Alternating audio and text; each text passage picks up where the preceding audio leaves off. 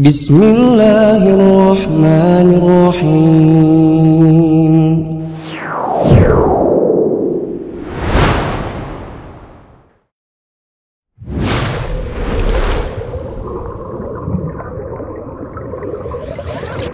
Bismillahirrahmanirrahim. Assalamualaikum warahmatullahi wabarakatuh. Alhamdulillahirabbil alamin wassalatu wassalamu ala asyrafil anbiya'i wal mursalin wa ala alihi wa ashabihi ajmain.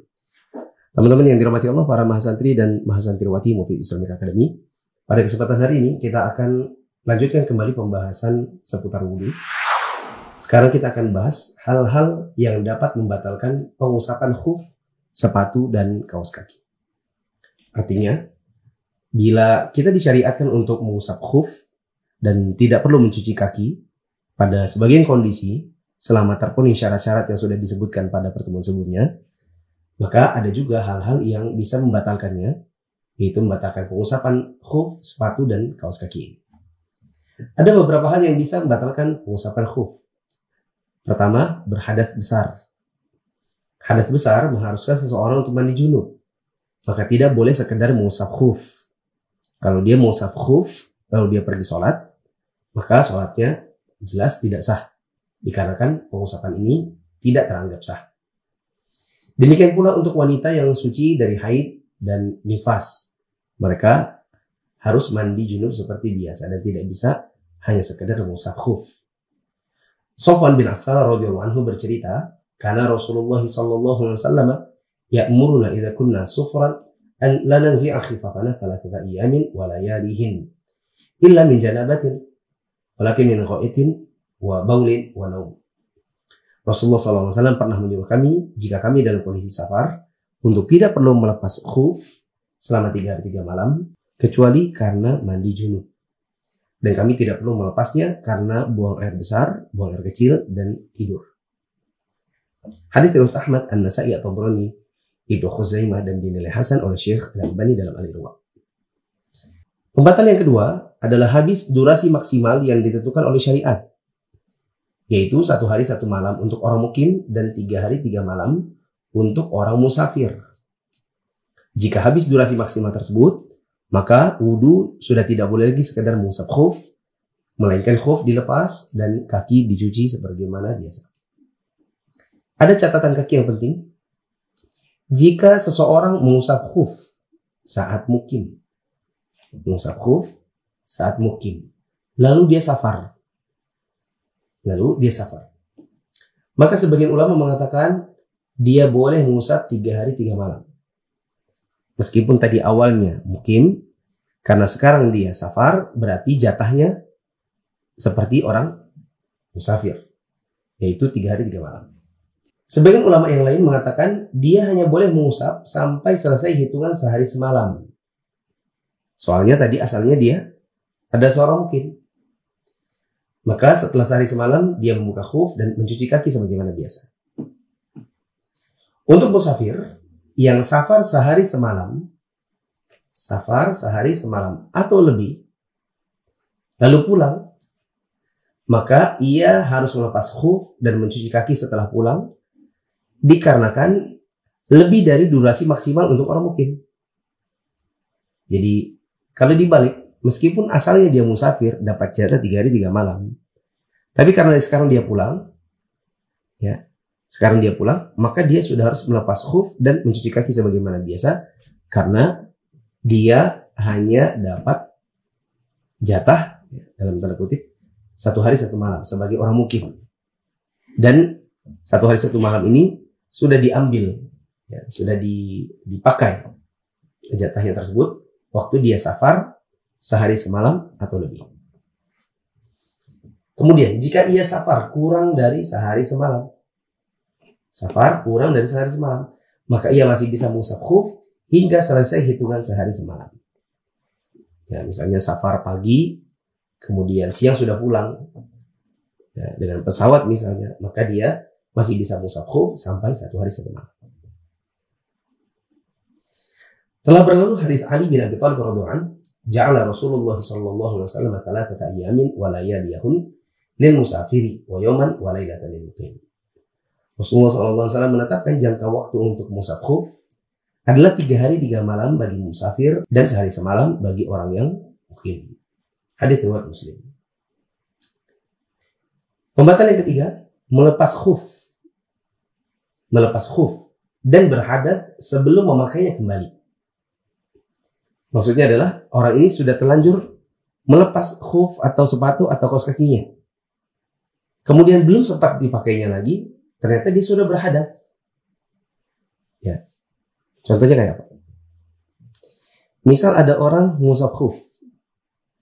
Kemudian dia rasakan di dalam sepatunya misalnya ada binatang.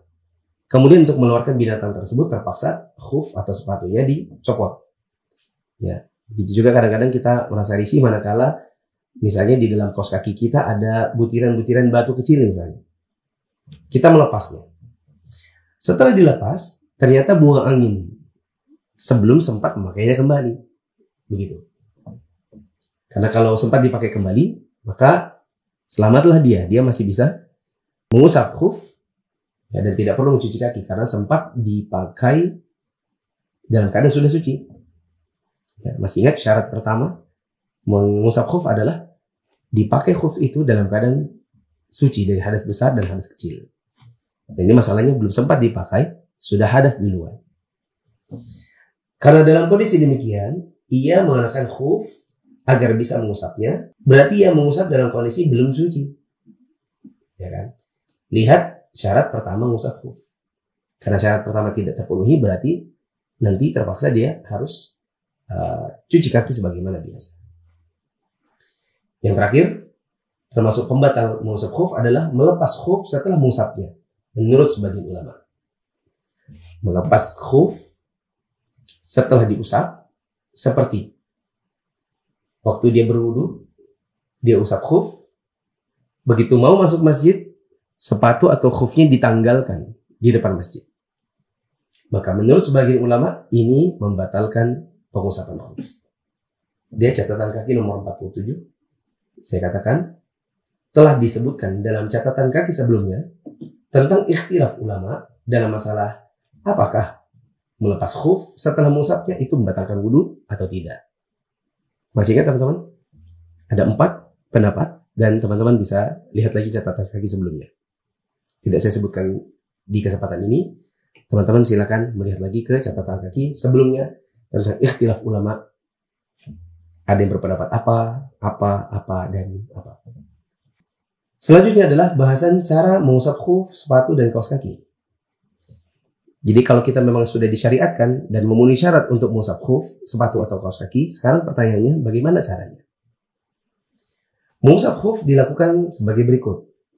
Pertama, yang diusap adalah bagian atasnya. Jadi ibarat ini kaki terbungkus sepatu, maka yang diusap adalah bagian atasnya. Kalau kita katakan punggung kakinya, bukan alasnya. Yang diusap adalah bagian atasnya atau punggung kakinya, bukan bawahnya.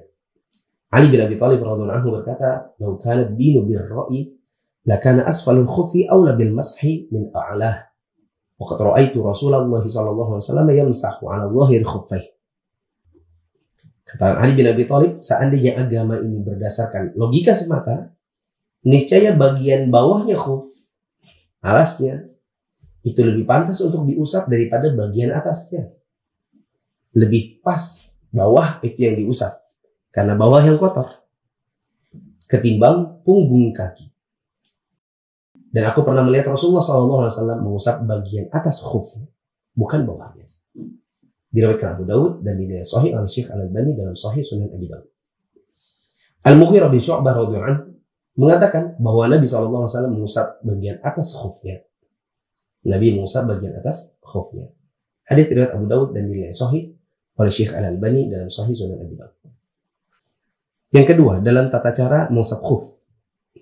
Saat mengusap khuf, tangan kanan diletakkan di atas khuf kanan dan tangan kiri diletakkan di atas khuf kiri. Ya. Anggaplah ini kaki ya. Ini kaki kanan, ini kaki kiri. Maka tangan kanan mengusap khuf di bagian atasnya. yang bagian kanan. Kemudian tangan kiri mengusap punggung kaki kiri, yakni di atas khuf. Jadi saat mengusap khuf, tangan kanan diletakkan di atas khuf kanan dan tangan kiri di atas khuf kiri.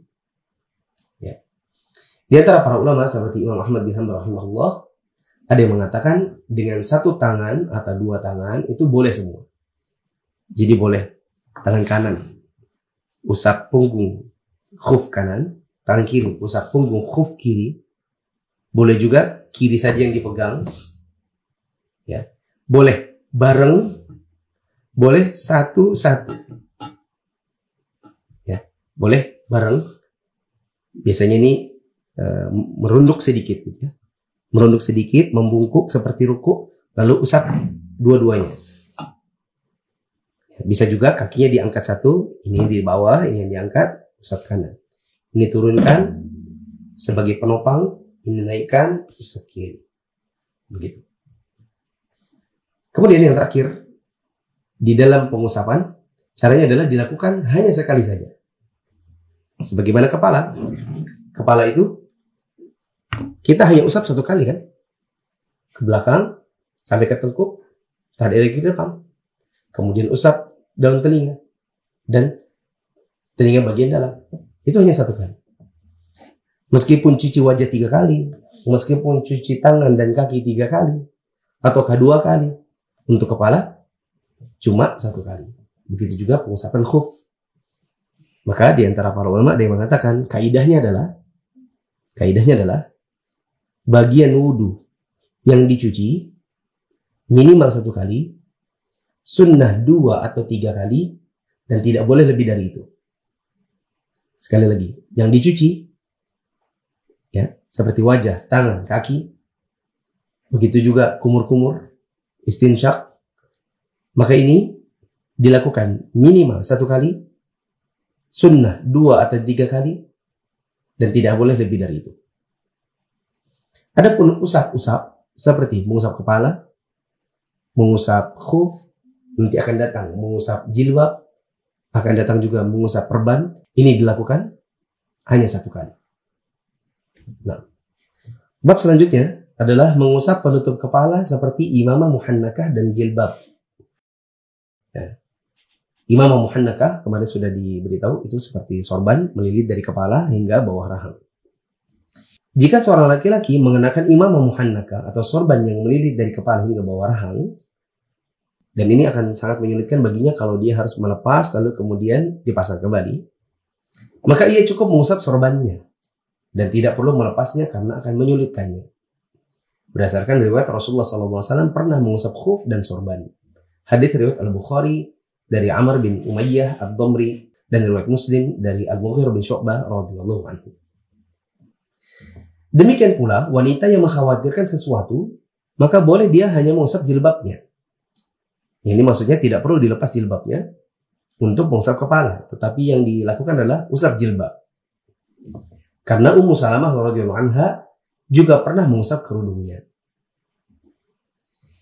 Ya, saya beri catatan kaki nomor 48. Ini juga berlaku bagi wanita, ya. Pengusapan jilbab ini juga berlaku bagi wanita yang ingin berwudu, namun tempat wudunya terbuka.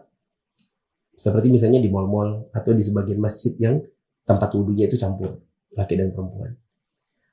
Ini terbuka dan tidak aman dari pandangan laki-laki bukan mahram. Ya, kalau dia buka jilbab demi berwudu, maka ini memperlihatkan aurat. Dalam kondisi ini, ia tidak wajib untuk membuka jilbab untuk mengusap kepala, melainkan cukup mengusap jilbabnya ke seluruh penjuru kepala. Tapi yang terbaik, jika seorang wanita memperkirakan akan ada kemungkinan berwudu di tempat terbuka, misalnya dia memperkirakan ini saya mau safar, nanti khawatirnya mampir di tengah jalan mau sholat dan di situ tidak aman dari pandangan laki-laki. Dia khawatir demikian, ya, dan sudah diprediksi akan demikian, maka sebaiknya dia berwudu dahulu di rumahnya agar pengusapan jilbab dilakukan dalam kondisi telah bersuci sebelum memakainya.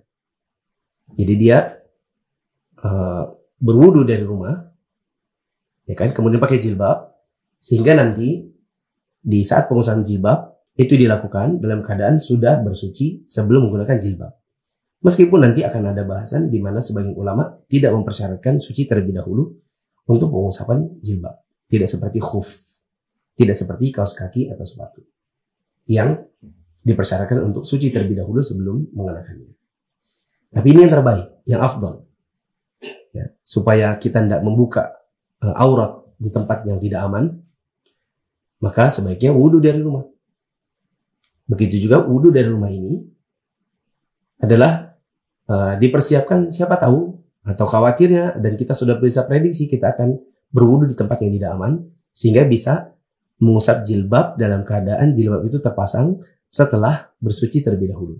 Meskipun sebagian ulama tidak mempersyaratkannya. Cara mengusap jilbab atau tutup kepala itu ada dua model. Pertama, mengusap seluruh sorban dan kerudung yang muhannak, diusap semuanya. Ya. Cara yang kedua adalah sekedar mengusap ubun-ubun, gini di depannya, hanya depannya saja, ubun-ubun, lalu menyempurnakannya dengan mengusap bagian atas sorban atau kerudung yang tidak muhannak. Artinya kalau dia tidak sampai melilit ke leher, maka ini bisa mengambil ubun-ubun untuk diusap, kemudian sisanya diusap bagian atas sorban atau kerudungnya. Adapun peci, seperti yang saya pakai misalnya, ini bolehkah diusap? Jumhur ulama berpendapat tidak boleh mengusapnya. Mungkin karena ini mudah untuk dilepas. Ya. Sebagian yang lain seperti Ibnu Taimiyah rahimahullah berpendapat boleh mengusap peci, mengusap kepala dengan air secara langsung di atas kepalanya. Ini bukanlah keharusan. Ya. Yang harus adalah mengusap kepala. Adapun kena langsung ke bagian kepalanya, maka ini bukanlah keharusan menurut sebagian ulama. Hanya saja untuk lebih amannya sebaiknya peci dilepas saja, karena kan mudah untuk dilepas dan dipasang kembali. Menurut sebagian ulama, syarat-syarat mengusap sorban dan kerudung atau jilbab sama dengan yang disyaratkan dengan mengusap khuf. Jadi menurut sebagian ulama, syaratnya mengusap khuf, mengusap sorban dan mengusap kerudung itu sama. Berarti termasuk diantaranya adalah sudah bersuci terlebih dahulu sebelum mengenakannya. Demikian pendapat yang ditarjih oleh Syekh bin Baz. Hanya saja sebagian ulama yang lain ada yang tidak mempersyaratkan beberapa hal berikut. Pertama, memakai penutup kepala dalam keadaan sudah bersuci, sebagaimana syarat untuk mengusap khuf. Jadi kalau untuk mengusap khuf harus suci dulu baru pasang. Sedangkan untuk penutup kepala ini tidak dipersyaratkan, harus suci terlebih dahulu. Nah, Ustaz, bagaimana yang tadi disebutkan sebaiknya wudhu di rumah? Saya katakan itu yang terbaik. Itu yang terbaik. Karena akan lebih aman dan sebagian ulama mempersyaratkannya, meskipun sebagian yang lain tidak mempersyaratkannya. Ya, jadi sebaiknya penutup kepala itu dipakai dalam keadaan sudah bersuci, agar keluar dari ikhtilaf ulama. Kenapa sebagian ulama tidak mempersyaratkan harus suci dulu sebelum memakai penutup kepala? Jawabannya adalah karena tidak ada dalil yang mempersyaratkannya. Selain itu, mengusap khuf adalah pengganti kewajiban mencuci kaki. Itu kalau khuf. Ya, pengganti mencuci kaki. Sedangkan untuk kepala itu tetap diusap. Ya kan? Bedanya hanya sekedar ada pelapisnya. Tapi tetap diusap dan sama-sama diusap. Kepala diusap, pakai pelapis pun tetap diusap. Berbeda dengan khuf. Kalau khuf tidak ada pelapisnya, dia dicuci. Sedangkan ada khuf, ada pelapisnya, maka dia diusap. Sedangkan untuk kepala hanya diwajibkan mengusapnya, sehingga apa saja yang dipakai di atas kepala sudah tercakup hukumnya. Hal yang kedua yang tidak dipersyaratkan oleh sebagian ulama adalah batas waktu untuk mengusap kepala. Kalau mengusap khuf kan ada batas waktunya, 24 dan 72 jam. Tergantung dia statusnya mukim atau musafir. Ya. Adapun untuk mengusap kepala, mengusap sorban, mengusap jilbab, ini tidak ada batasan waktu. Karena Nabi SAW pernah mengusap sorban Dan tidak pernah ada riwayat Nabi memberikan batasan waktunya. Begitu. Terakhir, kita bahas mengusap jabirah atau gips atau perban yang melapisi anggota tubuh yang terluka. Ya, kita pakai istilah jabirah saja. Tapi di mindset kita ini adalah gips atau perban.